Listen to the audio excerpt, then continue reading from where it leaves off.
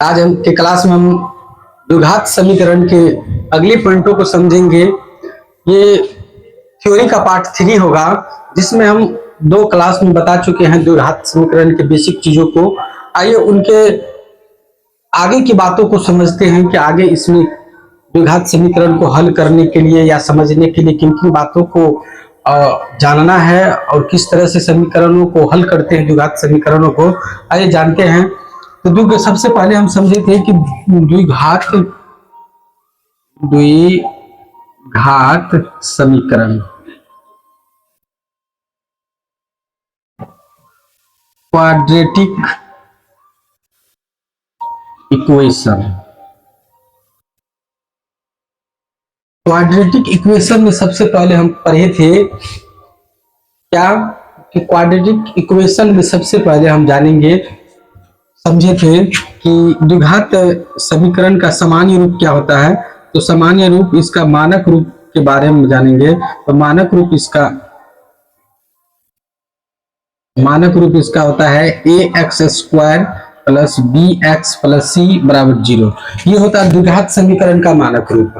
और इसके द्विघात समीकरण का मानक रूप होता है जहां कंडीशन इसमें दिया है कि a = नॉट क्या हो, 0 हो। इसमें शून्यकों की संख्या कितना होता है, तो शून्यकों की संख्या 2 होता है, अल्फा और बीटा। इसमें शून्यकों की संख्या, मूलों की संख्या 2 होता है, अल्फा और बीटा।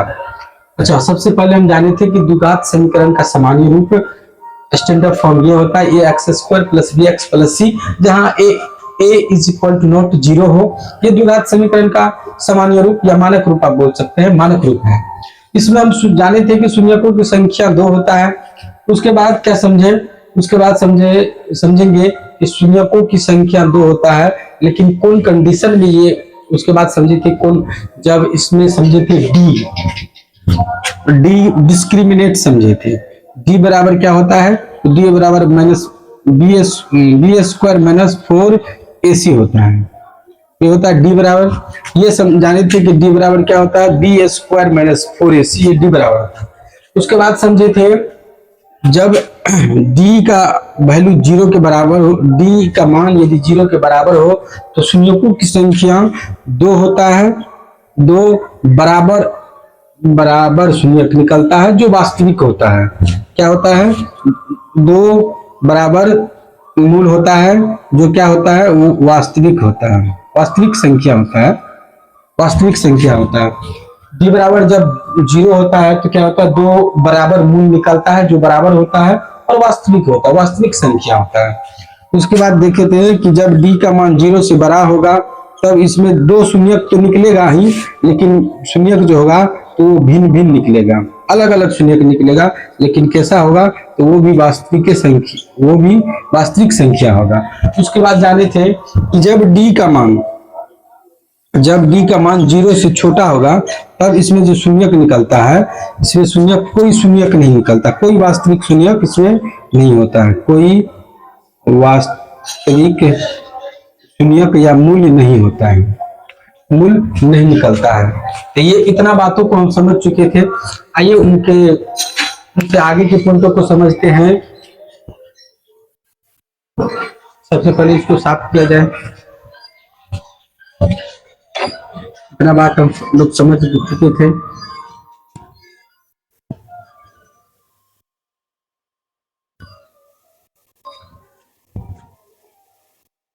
अब जानेंगे जो द्विघात समीकरण में जो शून्यक कैसे निकालते हैं और किस तरह से निकालते हैं। सबसे पहले तो आप ये समझिए कि द्विघात समीकरण का सामान्य रूप क्या होता है, ax² plus bx plus c बराबर 0, जहां a = नॉट 0 हो। इसमें शून्यक यदि आप डायरेक्ट इसमें x को फाइंड कीजिएगा तो क्या होगा, minus b plus minus root under b² minus 4ac by 2a। ये होता है x बराबर, आप डायरेक्ट x निकाल लीजिए। इसी x में से आप अल्फा और बीटा को फाइंड कीजिए। तो अल्फा बराबर इसमें से क्या निकालिएगा, तो minus b plus root under b² minus 4ac बटा 2a। बीटा बराबर क्या दीजिएगा, बीटा बराबर होगा minus b minus root under b² -4ac by 2a। ये x, या तो आप x फाइंड कर लीजिए, या तो आप क्या कीजिए, सबसे पहले d निकालिए, उसके बाद या तो x बराबर -b plus -√b² -4ac by 2a पे सेट कर दीजिए। उसके बाद सेट करने के बाद आपको x का दो वैल्यू निकलेगा, एक अल्फा निकलेगा, एक बीटा निकलेगा। अल्फा निकालने के लिए आप इस फॉर्मूला का प्रयोग कीजिए और बीटा निकालने के लिए ये फॉर्मूला का प्रयोग कीजिए, इस फॉर्मूला का जो -b -√b² -4ac by 2a। इसमें हम बता चुके हैं कि b क्या है, a क्या है और c क्या है। a b c बता चुके हैं, नहीं तो फिर से रिकॉल कर लेते हैं। a क्या है, तो a देखिए a x² का गुणांक है, यहां लिखते हैं। a क्या है, तो x² का गुणांक है। b क्या है, तो b x का गुणांक है। c क्या है, तो c अचर पद है। इतना बातों को हम लोग समझ चुके थे। तो हम देख लिए शून्य कैसे निकलता है, या तो डायरेक्ट आप x बराबर निकाल लीजिए, या तो अल्फा और बीटा बराबर निकाल लीजिए। आप इसको यहाँ आप क्या कीजिए, यहाँ b² -4ac बराबर आप d भी लिख सकते हैं, d भी लिख सकते हैं। b² -4ac बराबर क्या लिख सकते हैं आप, d भी लिख सकते हैं। यहाँ दोनों, यहाँ पे भी d दे सकते हैं, यहाँ पे भी d दे सकते हैं, यहाँ पे भी d दे सकते हैं, क्योंकि d बराबर होता है b² -4ac। इतना बातों को हम समझ गए कि शून्य कैसे निकालते हैं। द्विघात समीकरण में शून्य दो होता है, x कैसे निकालते हैं और अल्फा कैसे निकालते हैं, बीटा कैसे निकालते हैं। द्विघात समीकरण में शून्य की संख्या दो होता है। द्विघात समीकरण का मानक रूप क्या होता है, ax² + bx + c, जहाँ a = 0 हो। ये सारी बातों को हम समझ चुके हैं। आइए एक्सरसाइजों को अब हल करते हैं, और इसमें जो भी पॉइंट यदि छूट जाता है तो अगले वीडियो में हम बता देंगे। और तब तक में आइए एक्सरसाइजों को हल करते हैं। 4.1 को आज हल करते हैं, एक दो क्वेश्चन को हल करेंगे, उसके बाद आज की क्लास को समाप्त करेंगे।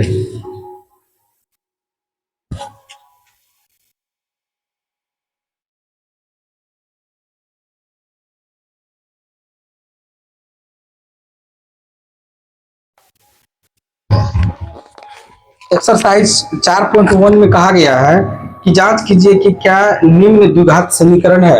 इसमें कह रहा है कि जांच कीजिए क्या समीकरण जो दिया गया है क्या द्विघात समीकरण है। सबसे पहले आप ये समझ लीजिए, कोई भी समीकरण द्विघात समीकरण तब होगा जब जब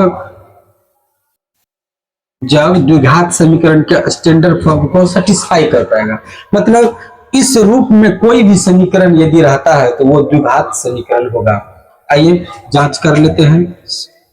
तो एक्सरसाइज कितना है, एक्सरसाइज 4.1। पहला क्वेश्चन में क्या कहा गया है कि आप जांच कीजिए क्या ये द्विघात समीकरण है कि नहीं। तो क्या करेंगे, सबसे पहले सवाल लिखा जाए। क्या है, पहला समीकरण दिया है x + 1 का होल स्क्वायर बराबर 2 × x + 3। देखिए पहला क्वेश्चन को हल करते हैं। इसमें कहा गया है कि जांच कीजिए, क्या कीजिए, जांच कीजिए क्या ये समीकरण जो है सही में समीकरण द्विघात समीकरण है या नहीं है। तो आइए जांच करते हैं। सबसे पहले क्या लिखा है, x + 1 का होल स्क्वायर, इसका a + b के होल स्क्वायर को तोड़ दीजिए तो क्या होगा, x² यानी कि a² की जगह पर यहाँ a की मान लेते हैं, x को a मान लेते हैं, तो ये हो गया a²। b की जगह पे क्या है, तो b की जगह पे 1, तो b के स्क्वायर अब प्लस 2 गुना a b होता है, तो 2 गुना a की जगह पे यहाँ x है तो x, b की जगह पे यहाँ 1 है तो 1 बराबर इधर लीजिए। उसके बाद क्या है, इसको मल्टीप्लाई कीजिए तो 2x होगा प्लस 6 होगा। अब इसको आगे हल कीजिए, बराबर का चिन्ह आप या का चिन्ह आप दे सकते हैं। तो क्या हो गया, x², एक का स्क्वायर कीजिएगा तो एक होगा, अब प्लस इसको गुना कीजिएगा तो 2x होगा, बराबर में क्या है 2x अब प्लस 6। अब इसको एक तरफ कर लीजिए तो क्या होगा, x², x वाला टर्म को पहले लिख दीजिए 2x अब प्लस 1। इसको इधर कीजिएगा तो ये माइनस में है, प्लस है तो माइनस में आ जाएगा, 6 प्लस में है तो माइनस बराबर 0 हो गया। अब 2x minus 2x plus 2x minus 2x same चीज प्लस माइनस है तो इसको कैंसिल कर दिए। उसके बाद बच क्या गया तो एक्स स्क्वायर अब माइनस देखिए इस माइनस 6 में से 1 चल जाएगा तो -5 बराबर 0। अब देखिए इस फॉर्म को इस रूप को ये समीकरण जो है सेटिस्फाई कर रहा है। कैसे कर रहा है, आइए इस समीकरण को ये सेटिस्फाई कर रहा है या नहीं तो क्या है एक्स स्क्वायर माइनस 5 बराबर 0। यहां आप देखिएगा x के गुणक में कुछ नहीं है तो x के गुणक में 1 है, यानी कि a बराबर यहां हो गया 1। b बराबर क्या है, b बराबर इसमें x का गुणक नहीं दिया है तो b बराबर यहाँ शून्य होगा। कैसे होगा, जैसे आप एक्स स्क्वायर लिखिएगा ये -5 यहाँ लिख दीजिए। अगर हम प्लस यदि हम करें 0 अब मल्टीप्लाई x करें अब -5 दे दें -5 बराबर 0 तो देखिए x का गुणक आपको 0 आ गया क्योंकि इसको दोनों को गुणा कीजिएगा मल्टीप्लाई कीजिएगा तो दोनों 0 हो जाएगा। इसका मतलब ये x स्क्वायर -5 ही ये लिखा है तो इसमें देखिए x का गुणक आ रहा है, x का गुणक क्या आ रहा है 0। इसका मतलब ये समीकरण जो है इसको सेटिस्फाई कर रहा है। यहाँ कह रहा है कि a is equal to not 0 हो तो देखिए a की जगह पे 0 नहीं है, इसलिए ये द्विघात समीकरण है और द्विघात समीकरण को मानक रूप को सेटिस्फाई कर रहा है। चलिए तो यहाँ पे a बराबर क्या है, a बराबर 1 आ गया, b बराबर 0 आ गया और c बराबर देखिए यहाँ -5 है। इसका मतलब ये पहला 4.1 में जो पहला क्वेश्चन है, पहला क्वेश्चन का 1 नंबर जो है उसमें जो समीकरण दिया है वो समीकरण द्विघात समीकरण है।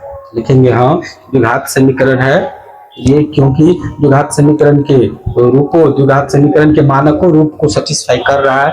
जिस फॉर्म में द्विघात समीकरण आता है उसी फॉर्म में ये भी समीकरण है, इसका मतलब ये द्विघात समीकरण है। इस तरह से इस सवाल को आप जांच कर सकते हैं, बना सकते हैं। आइए दूसरे प्रश्न को हल करते हैं। सबसे पहले इसको साफ किया जाए, इसको साफ कर देते हैं।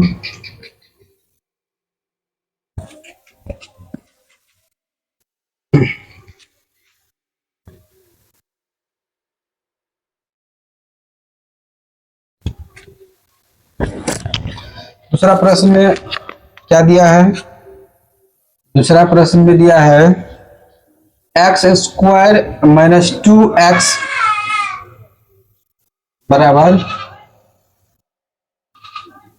-2 इंटू 3 - x ये बराबर में दे दिया है। आइए इसको जांच करते हैं क्या ये द्विघात समीकरण है या नहीं। तो सबसे पहले एक्स स्क्वायर -2x हो गया, बराबर दीजिए, या का भी इधर साइन दे सकते हैं। अब इसको मल्टीप्लाई कीजिए, इसको इससे मल्टीप्लाई कीजिएगा तो -3 दूना 6 हो जाएगा, माइनस से माइनस गुना कीजिएगा तो प्लस और 2 को x से गुना कीजिएगा तो 2x। बाकी चीज को इधर ले आइए, सेपरेट कर दीजिए, मतलब साइड को चेंज कर दीजिए। तो एक्स स्क्वायर ये -2x, इसको इधर कीजिएगा तो माइनस वाला टर्म प्लस हो जाएगा, प्लस वाला टर्म माइनस हो जाएगा। बराबर में क्या बच गया, उधर 0 बच गया। अब देखिए एक्स स्क्वायर तो यहाँ रहेगा ही, 2x माइनस में भी है 2x माइनस में, तो दोनों जुट के क्या होगा 4x माइनस में हो जाएगा। ये +6 है तो +6 है, बराबर क्या आ गया 0 आ गया। देखिए ये भी द्विघात समीकरण है, द्विघात समीकरण है क्योंकि द्विघात समीकरण के मानकों के रूप में ये आ गया है, इसका मतलब ये द्विघात समीकरण है। तो लिखेंगे हाँ, लिखेंगे हाँ ये समीकरण द्विघात समीकरण है। चलिए दोस्तों आज के क्लास को यही समाप्त करते हैं, आज के लिए इतना ही काफी है। तो धन्यवाद, थैंक यू सो मच।